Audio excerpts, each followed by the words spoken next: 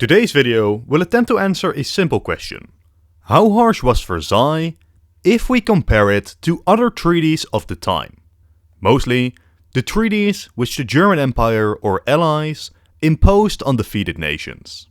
We will cover the Franco-Prussian War, but mostly focus on exploring treaties which the Central Powers imposed on defeated nations during the war or had planned to impose in case of a victory. Now there are generally two different critiques on Versailles. The first states that Versailles led to World War II, and that either a lighter or harsher treaty may have prevented the German course towards ultranationalism. This video does not cover this argument, whether or not a different treaty would have been better in hindsight. Instead, we will singularly focus on the argument of whether the treaty in itself was fair. This is, of course, a rather subjective question, but for me, part of the answer is comparing how the Treaty of Versailles compares to implicit and explicit German views of a just victory. This helps to put the harshness of Versailles in a new context. The Germans considered themselves a victim of Versailles, but had the roles been reversed, would they have been any more lenient? So to begin, we need to thoroughly explore the contents of Versailles, exploring both the official contents of the treaty as well as their actual implementation. From there, we can compare them to the treaties Germany sought to implement. First, Germany lost their entire colonial empire to the Entente.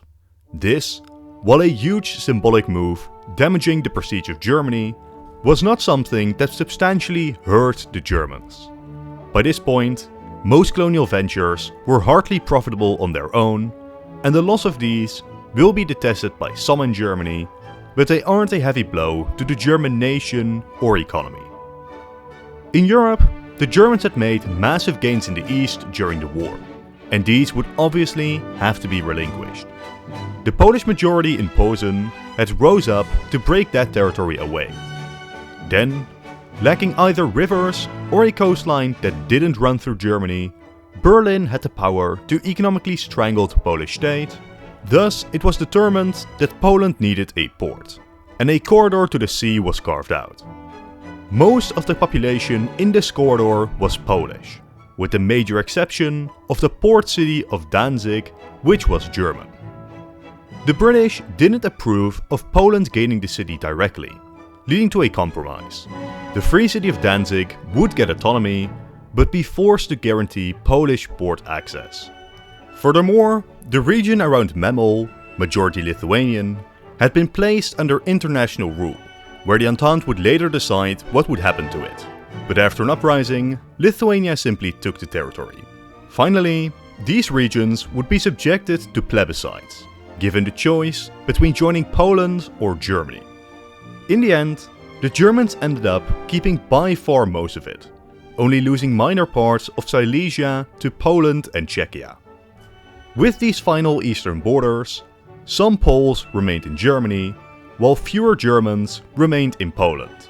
The majority of Germans lost being located within the autonomous Danzig. Moving west, the Belgians had acquired the region of Eupen-Malmedy. This was a small, German-populated region of around 60,000, which the Belgian industrialists had pushed for. France would annex the region of Alsace-Lorraine, a territory held by France for about a century before being taken by Germany after the Franco-Prussian War. The ethnicity of the province was mixed between German and French, but German speakers absolutely held the majority. The initial response to French re-annexation was mixed to positive, but it did grow more hostile as France began heavy Frankification. Beyond the historical justification for annexation, it was also a strategic reclamation, as the territory was very naturally defendable against German attacks, with the Rhine as a natural boundary. France also historically lacked coal despite their large global empire. Thus, their main importer was actually Germany. This made France desire to annex the Saarland, a region very rich in strategic resources. Yet, Britain and America wouldn't allow it, instead making it a League of Nations mandate which, after 15 years, would hold a referendum over which nation it preferred to belong to. It ended up voting overwhelmingly to rejoin Germany. Then, the final territory Germany lost was to Denmark, with another referendum in Schleswig which divided the territory between the two nations. So those are the territorial losses, in the end accounting for about 10% of the German population and 13% of territory. Amongst these were some serious losses for Germany, but looking at the territories taken, how many of them were unjust? In the east, most territories lost were majority Polish or Lithuanian. The future of many territories had been decided by local plebiscites, not necessarily Entente diktats, and German victories proved this wasn't just some cynical move by the Entente to justify their annexations. If we just look at the pure ethnic makeup of territories, Poland should have gotten even more. While there was a German minority in the Polish Strip, the majority of this region was likewise Polish. The exception, again, Danzig, but the population there got autonomy rather than being annexed by Poland. And it did represent an important concession for Polish sovereignty. Moving west, Denmark had likewise gained majority Danish territories by vote. It is mostly in Alsace and Eupen that we do find territories which were German majority, but stripped regardless. Here, you can question yourself whether, in the context of the years-long war Belgium and France had just fought, these were outrageous demands. While the Saarland does count as a more cold and calculated seizure, it hadn't been annexed by France and was returned to Germany in 1935. Thus, to me, the territorial losses Germany endured really weren't that extreme. Few of the lost territories were actually majority German, and even some of the non-German territories had been subjected to plebiscites, which, as shown by German victories, were not designed as rubber stamps for desired Polish expansion. If the Entente had so desired, they could have simply accepted maximalist Polish claims. They didn't, and they accepted German victories where they occurred. So in conclusion, the land lost was understandably a blow to Germany, but arguments for seizure were mostly sound, primarily based on ethnicity and legitimized by plebiscites. In terms of the territories which are more difficult to justify, Danzig had at least got an autonomy, and the Saarland got a referendum later. Considering the scale and devastation of World War I, the territorial losses which Germany endured were relatively minor, especially when we consider the justification of these losses. But, of course, there were other aspects of the treaty. These aspects were, mainly, the army restrictions, the infamous War Guild clause, and the matter of war reparations. Let us start with the War Guild clause. This comes from Article 231, which is often misunderstood as the Entente forcing Germany to accept sole responsibility for starting the war. This, however, is simply a complete and even intentional misreading of this clause. What it actually says is such: Germany accepts responsibility for the losses and damages caused by this war, as a consequence of the aggression of Germany and her allies. Now, while this may initially sound similar, there are nuances. There is a matter of interpretation, but I would even argue this article doesn't even blame the Central Powers, let alone Germany specifically, for the start of the conflict necessarily. Instead, it simply states that Germany accepts responsibility for damages caused as a result of aggression. For example, the damages in northern France and the submarine warfare the Germans had engaged in. Essentially, this clause was little more than a justification for the war reparations the Entente will demand from Germany. Now, beyond that, it seems the treaty does mention Germany bearing responsibility for damages done by her allies. That indeed doesn't seem fair, and does imply the Entente unfairly pinned most of the damages to Germany. But again, this is just wrong. Here is Article 117 of the Treaty of Saint-Germain-en-Laye, which dealt with the Austrian Empire. It is essentially just a more explicit version of the German article, and actually does pin the blame for starting the war on Austria-Hungary and her allies. This article in the Austrian Treaty ends any argument that the Entente attempted to pin the sole blame of the war specifically on Germany. So why is it so well known as the War Guilt Clause, when that is both not necessarily what was meant and not exclusive to Germany? Well, it was because of a mistranslation, a deliberate one, which is very telling about German attitudes towards Versailles. The German version, translated by the government, reads as such: Germany admits it, that Germany and her allies, as authors of the war, are responsible for all losses and damages. The differences are subtle, but crucial. In this version, the Central Powers and Germany are named concretely as authors of the war, responsible for all damages, rather than the vaguer wording of the English version. Unsurprisingly, this led to outrage in Germany. This wasn't some accident. It was a deliberate propaganda move by the new German government. In readings of World War II, it is sometimes implied that disliking Versailles was a new tool invented by the ultranationalists to propel themselves into electoral victories. This is not the case. Nobody in Germany liked the Versailles Treaties from the very start, understandably so. And so, none of the major political parties did either. Even the pro-Republican parties, which were forced to sign the treaty, had disliked it, especially because of their lack of input in these negotiations. Thus, the German Foreign Office deliberately mistranslated, increasing the population's outrage over the Versailles Diktat.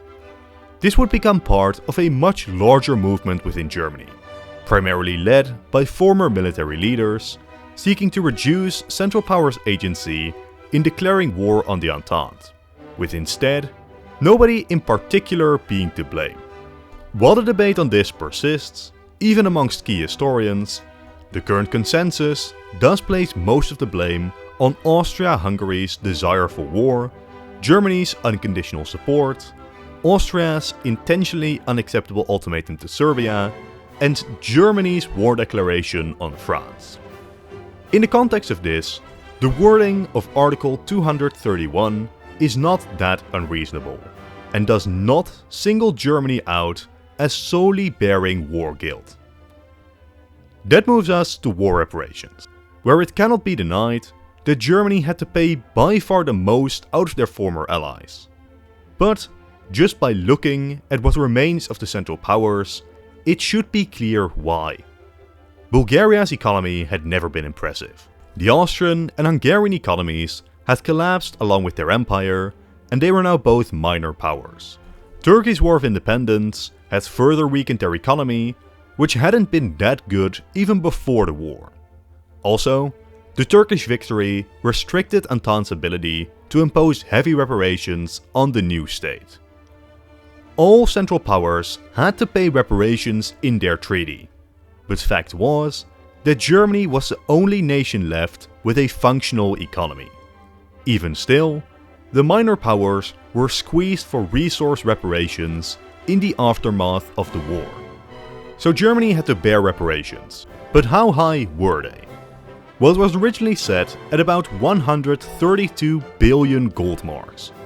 Now exactly how this compares to the German economy is difficult to calculate, as we don't have the same financial tools and statistics like GDP for this era. But we can estimate it was about 200 to 300% of Germany's pre-war net national income, which is essentially the sum of income of every business and individual in the nation combined. Obviously, this seems very extreme, dooming the Germans to poverty as the Entente forced every penny from the nation. But it is not that simple. First, this huge figure was Entente propaganda. The people of France already considered Versailles as it was a national humiliation. This figure at least allowed the negotiators to come home with a victory. In practice, Britain and America had disagreed with such a high demand. The debt load was therefore divided, with 50 billion put in A and B bonds, which had to be repaid. The remaining 83 billion were put in C bonds, which had no schedule for payment, and did not accrue interest, so they didn't spiral out of control. Officially, this figure would be repaid if the German economy could handle it. In practice, the Entente realized that Germany would not be able to, and these C bonds never went into effect in the interwar era. Out of this 50 billion, some was cancelled in exchange for Germany's handover of ships, munitions, weapons, and some of their territories. Thus, the concrete debt load was not the 132 billion gold marks, but rather it was closer to 41 billion, about 60 to 90% of pre-war national income. But Germany's economy had also recovered after the war. In 1913, German national income had stood at around 42 billion, but in 1925 it was up to 85 billion. Now, I do not mean to argue this is not still a significant figure, but we must also remember that areas of France were so damaged they are still inhabitable today. And while large, it is also important to look at how the Entente expected Germany to pay it back. A payment plan was set up, where at least 2 billion per year was required, which mostly went towards covering the interest on the debt. Beyond that, a percentage of export revenue would go towards paying it down as well. Considering the state of the German economy, they were also permitted to pay in natural resources. The actual yearly cost amounted to about 20% of total German spending in these initial years. Historians today generally agree that, while painful, paying these reparations should have been manageable, not enough to doom the Germans to eternal poverty. But that is just the initial, official demands of Versailles. It is very important to note that in no way did Germany pay even close to this amount. By 1932, when the Germans stopped paying fully, they had only paid about 20 billion out of the 41 demanded, and that 41 excludes interest. Once more, this is because of deliberate German foreign policy. The German government created for itself a painful economic situation, driving up inflation intentionally in order to wipe out all the domestic debt the war had created. As a result of this inflation, Germany began repeatedly defaulting on payments, with an explicit hope this would convince the British and Americans to be more lenient on the Germans. They were correct. At several points, the Entente would lower payments demanded of Germany. Furthermore, the Americans came in with generous loans, and by the time the Germans stopped paying, they had received more money in American loans than they had spent on reparations. Fact is, Versailles did not doom the Germans to economic destruction. The government intentionally created inflation to get their way out of domestic debt, which spiraled into hyperinflation due to their own mismanagement. The Allies had only gotten more lenient with time, and Germany received more money than they had paid out to the West. Before the Great Depression hit, Germany had already recovered to being the leading European industrial power again. The economic aspects of Versailles, as harsh as they were on paper, were never implemented in the way that they were written down, and the overall German economic position in the 20s was more aided by the Americans than it was damaged by payments to the Entente. Moving on, we have the demilitarization of Germany. This is actually a point which I consider particularly unusual and harsh about Versailles, but it is usually lesser discussed than the war reparations or territorial losses. First, the Rhineland was demilitarized, which I don't consider that radical, as it would stand to safeguard 3 nations recently invaded by Germany. But beyond that, steps were undertaken to ensure Germany could never be a military power again. The army being reduced to 100,000 was extremely small. Their surface fleet was impounded, submarines were illegal, as were military aircrafts, tanks, and other heavy weaponry. While the restrictions on some of these offensive weapons was understandable, the general restrictions on the size of the military were overly harsh, in my opinion. Finally then, there is the occupation of the Rhineland by Allied forces, later increased by an occupation of the Ruhr. This occupation was meant to be temporary, meant to ensure Germany adhered to the Treaty of Versailles. If Germany followed it, the Entente would pool their forces, which was completed by 1930. But the stipulation was that Germany would adhere to the treaty. In 1923, this was simply not the case. The German government was testing Entente resolve to uphold the treaty, and in response, France expanded the occupation into the industrial Ruhr to take reparations by force. This move ended up being a disaster for the French and a great victory for Germany.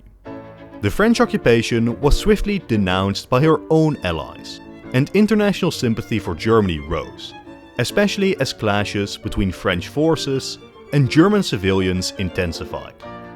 The German government implemented a policy of non-cooperation with the French, with workers and train operators striking.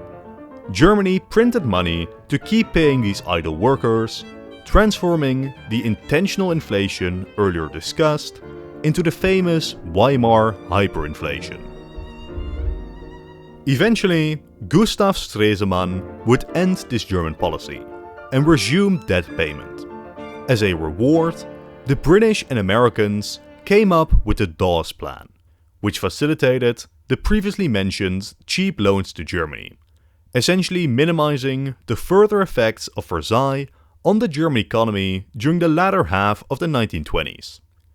Germany had essentially pulled a coup de grace on the economic effects of the Treaty of Versailles.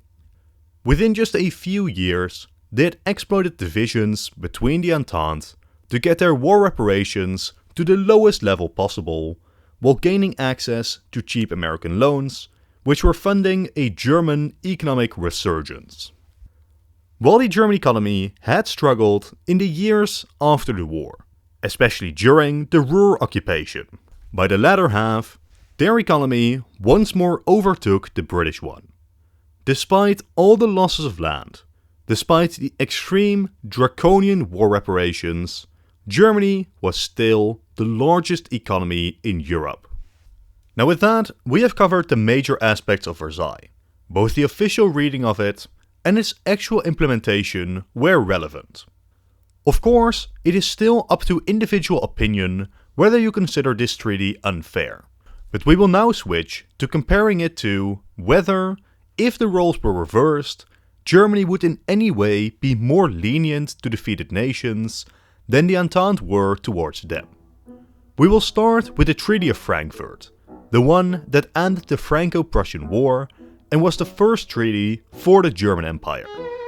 Emperor Napoleon III had declared war on Prussia, but soon found his army crushed by Prussian forces, who surrounded the French capital and occupied much of the north before the French surrendered. What did this newly created German Empire demand? Territorially, not that much, only seizing the region of Alsace-Lorraine, being about 5% of the French population, but a major hub for resources. This region had a German-speaking majority, but the deciding factor for German leadership was its military value, as it took away a defendable border for France and created a buffer between France and the newly integrated southern German states.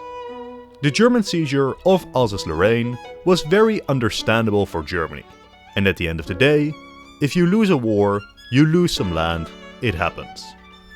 More interestingly though, were the war indemnities that were demanded. They were set at about 5 billion gold francs. This would amount to about 25% of French output over 3 years, or about 75% of a single year's output. This compares quite closely to Versailles, which allegedly destroyed the German economy. But there are some crucial differences. Regardless of who was to blame for either conflict, World War I was a conflict that lasted for more than 4 years, being an industrial-scale war waged on French and Belgian soil, with submarines sinking Entente and neutral shipping. The Franco-Prussian War lasted for 6 months, while fighting took place almost fully in France, with a relatively swift military victory and occupation of France. Yet still, it was France that had to pay Germany. Here, consider the difference between war indemnities, normal at this time, simply rewarding the victor for having won, and war reparations, meant to compensate for damages caused. The two treaties clearly fall into different camps.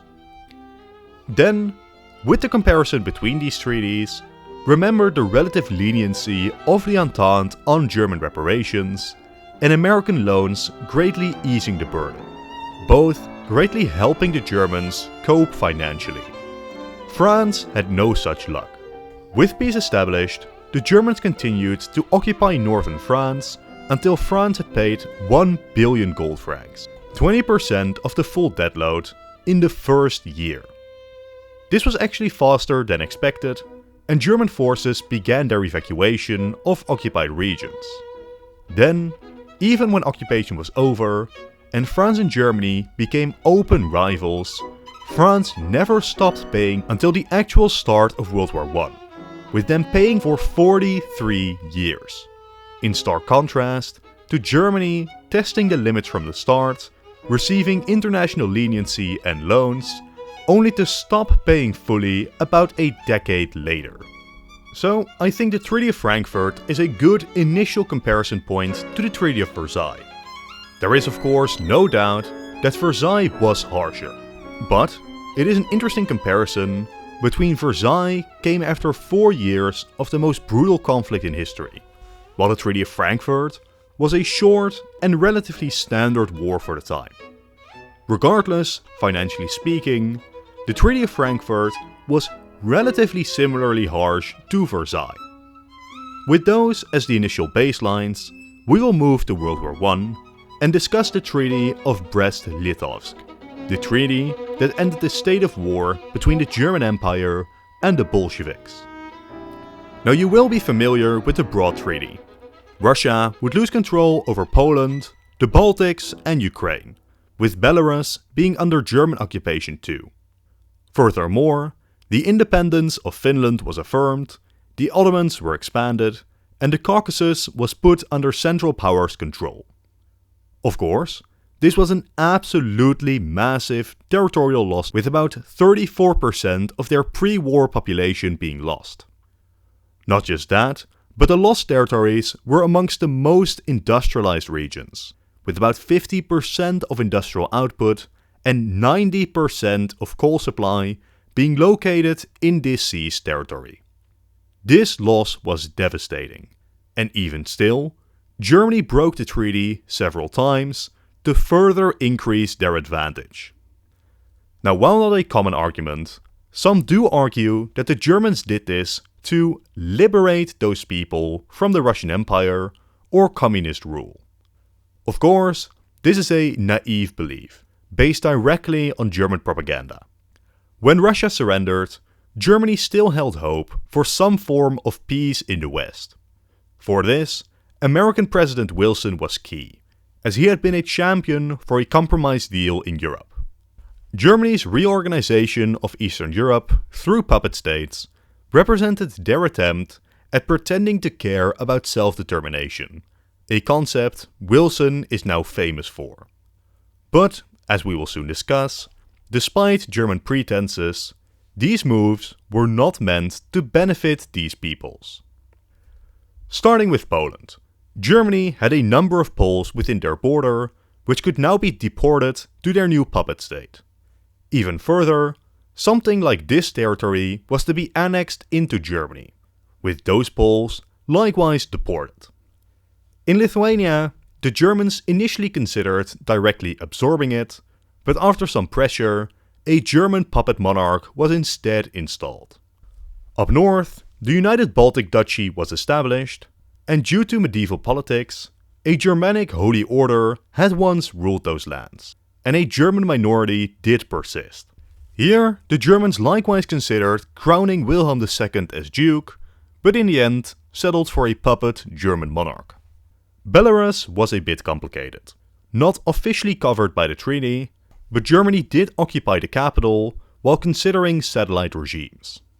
In Ukraine, a pro-German collaboration regime was propped up, and in Finland, another German monarch was installed.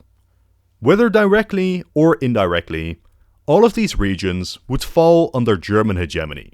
Some may maintain a degree of political autonomy, while others wouldn't, but none would be truly independent, as even indirectly, German influence would extend to the economy, with control over crucial infrastructure, resource operations and production either placed with the German government or a German upper class. Part of this was motivated through Lebensraum. This is not a concept invented during the interwar years. Already before World War I, German ultranationalists believed in the inherent righteousness of German eastern expansion. For some, this was due to German history of eastern colonization in the Middle Ages. For others, it was due to fears of overpopulation due to Germany's rapid population growth. There was also just a fair bit of racism. Theobald von Bethmann-Hollweg, the German Chancellor before and during World War I, was an explicit proponent of this concept, as was Ludendorff, second in command of the military. While the treatment of Eastern Europe wouldn't be as horrific as in World War II, especially the Baltics would face immediate colonization by German settlers, while Poland would be one of the first victims of German deportations. Then beyond territory, this treaty also had war indemnities. Once again, barely any fighting had taken place on German soil, and Russia had been ravaged by these years of war. Yet the Soviets would have to pay a lot to the Germans regardless. What Germany demanded was about 6 billion gold marks. This may not sound too bad, compared to the 132 official figure for Versailles, or even the 50 billion actually demanded. But there is a stark difference here. Germany, even after the war, had a functional industrial economy which had not been directly destroyed in war. Russia had still been very much an agricultural economy. This 6 billion already amounted to about 15 to 20% of Russia's national income. Doesn't sound too bad, except that it compares to before the war. Exact data is difficult, but Russia's concrete output already dropped an estimated 25% during the war, and then they lost about a third of their population, most of their industry, and the resources necessary to fuel that economy, while being involved in an active civil war. These indemnities imposed on Russia were explicitly meant to economically squeeze the Soviets, so Germany could continue to extract concessions from the defeated nation. The only reason we never discussed this is that once Germany surrendered to the West, this treaty was annulled and the Soviets didn't actually pay these reparations. As a final economic point, Russia was also expected to trade on favorable terms with the Germans for raw resources. The Treaty of Brest-Litovsk, no way around it, was meant to destroy Russia as a great power and where possible make it economically dependent on Germany. So when looking at these three treaties combined, economically Versailles was roughly even with Frankfurt, and the comparison to Brest-Litovsk is difficult to make. In terms of population and land, Frankfurt was easily the most lenient, but Brest-Litovsk blows it out of the water, with 33% of pre-war population being lost and 33% of agricultural suitable land being taken. As a comparison to total landmass isn't really fair, because most of Russia's land is, to say the least, suboptimal for settlement. Finally, Germany explicitly set out to reduce the sovereignty of Eastern Europe to their benefit following the implementation of the treaty. And there are other examples, namely Serbia and Romania. both nations overran by the Central Powers during the war. What would be the fate of those states? Starting with Serbia, their occupation was split between Austria-Hungary and Bulgaria, and their independence was gone. Bulgaria had no intention of ever leaving, starting a campaign of ethnic cleansing to integrate Macedonia and weaken Serbian influence in the west. The Austro-Hungarian part was occupied by the military, with explicit orders to denationalize the nation, schools being placed under Austrian control where pro-Habsburg sentiments were propagandized. Independent political organizations and freedom of assembly were made illegal, and all in all, the entire economy was put into the service of Austria-Hungary. But it gets worse. During the occupation, about 200,000 Serbs would be placed in concentration camps. There was talk of stripping a border territory away while deporting the Serbians away from it. There is little debate about the intentions on display here.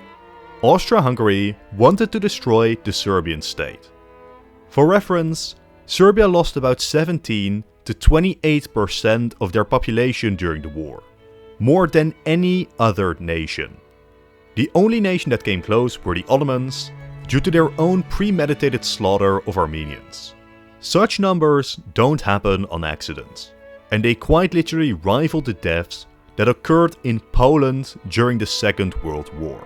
This is a fact Austria-Hungary and Bulgaria are not condemned enough for. That moves us to Romania. They did have it a lot better than Serbia.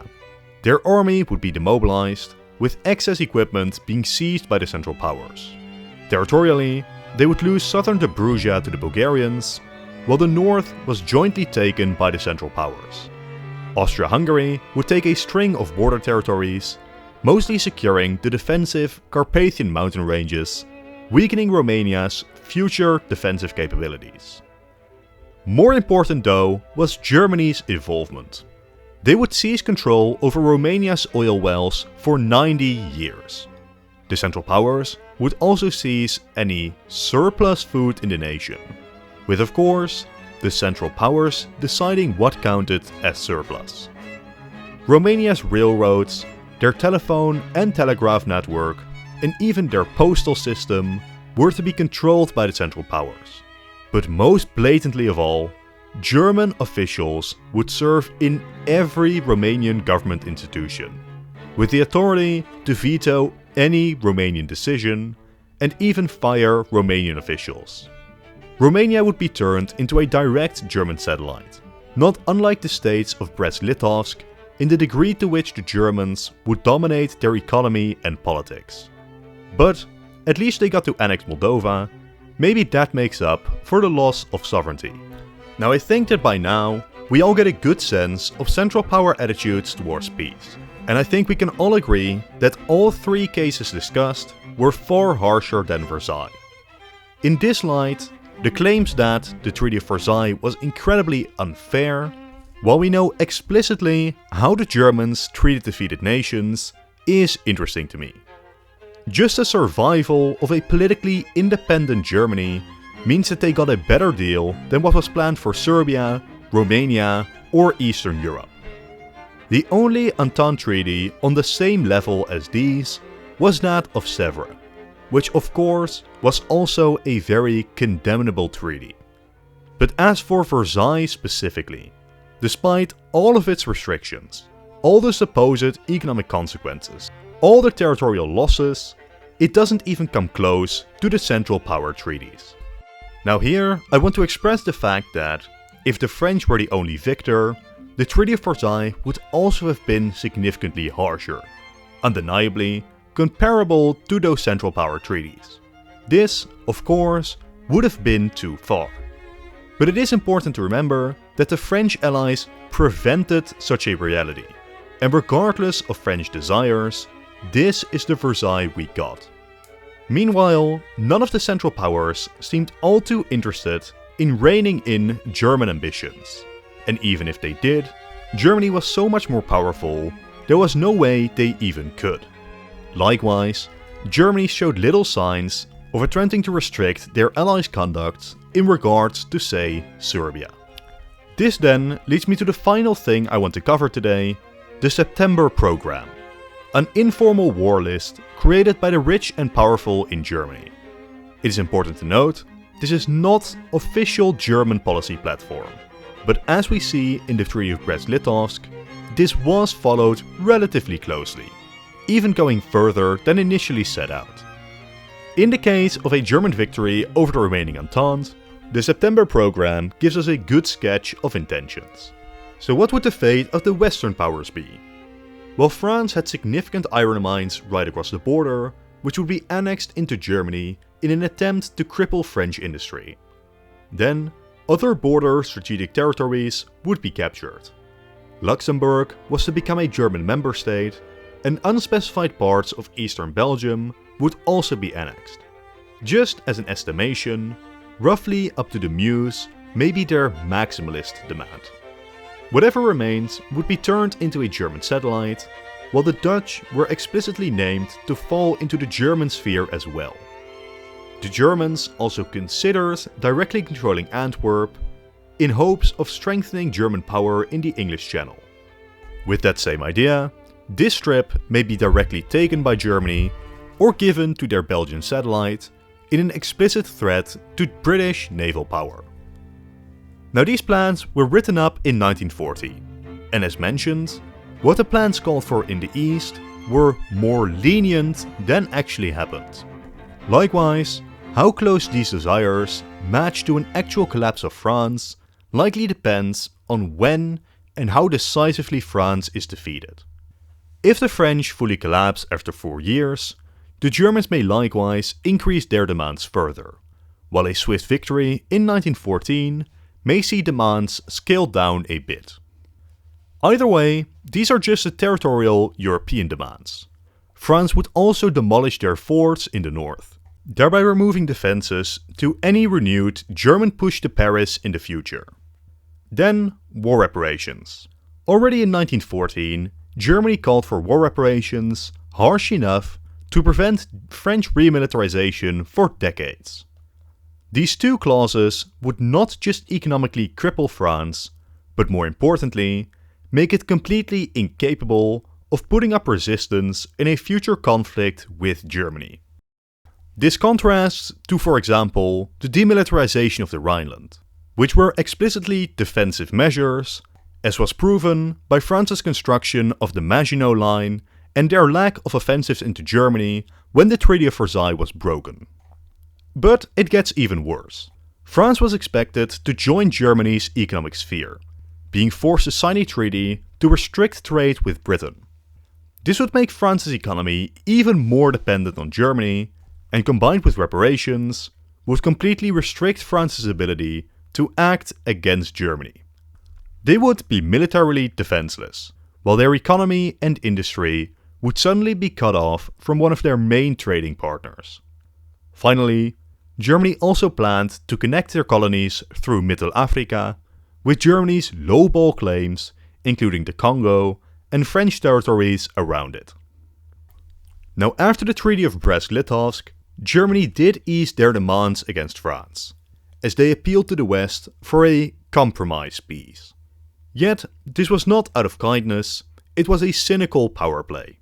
They knew both sides were exhausted, yet they had already secured Eastern Europe. A wide peace against the Entente would basically mean a German victory. Also, this easing of demands was in the context of a negotiated settlement.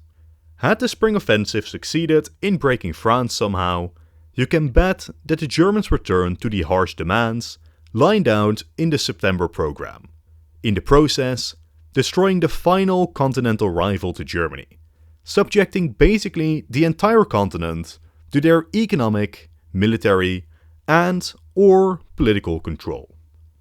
Once more, I don't think I need to elaborate on how Versailles doesn't compare to such German plans for peace. So, that about concludes my essay today. I hope to have opened a new way to view Versailles.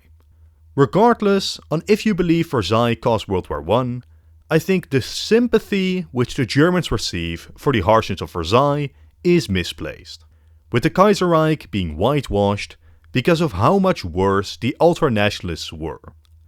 Any discussion on Versailles is tainted by the idea that treating the Germans too harsh inevitably leads to ultranationalism. I think this view is based too much in hindsight. Was the Treaty of Versailles harsh? Sure, but we should take it in the context of having lost the most devastating war in European history, wherein the Germans had explicitly hoped to come out of it as the continental hegemon. It is difficult to decry Versailles as insultingly harsh when German leadership had no problem imposing something like this. The true issue with Versailles wasn't whether or not it was too harsh. The Germans were never going to be happy about losing. The problem was the lack of a unified line in the West. Whether they chose a harsher or more lenient approach to Germany, the most important thing was a consistent maintenance of this stance. What truly broke the Treaty of Versailles, most visibly in the 1930s, but really since the very beginning, was the infighting amongst the Entente powers, American isolationism, and the lack of responses when Germany tested the limits of the treaty. As a final side note, this is not meant to fully whitewash the Entente either. Britain and France were both imperial powers, and especially Russia was an autocratic one at that. Had not America been at the treaty, but instead Russia, then we may indeed have seen a draconian peace imposed on Germany. But importantly, that didn't happen, with especially the Americans reining in the more heavy-handed ambitions of their allies. The Treaty of Sèvres shows the absolute worst of the Entente, with Turkey planned to be stripped of their independence and completely carved up territorially. Yet, it is not that treaty, or any of the other three, which are most often discussed. It is the Treaty of Versailles, undoubtedly because the Germans were the only central power which remained a great power after the war, and because of our power of hindsight. For now though, this is the end of the video. Thank you all for watching, and consider leaving a comment as well as subscribing. If you've enjoyed this video, click the video on top to watch another in this series. If you've already seen it, I'm sure the bottom video is great too. Thank you all for watching, and goodbye.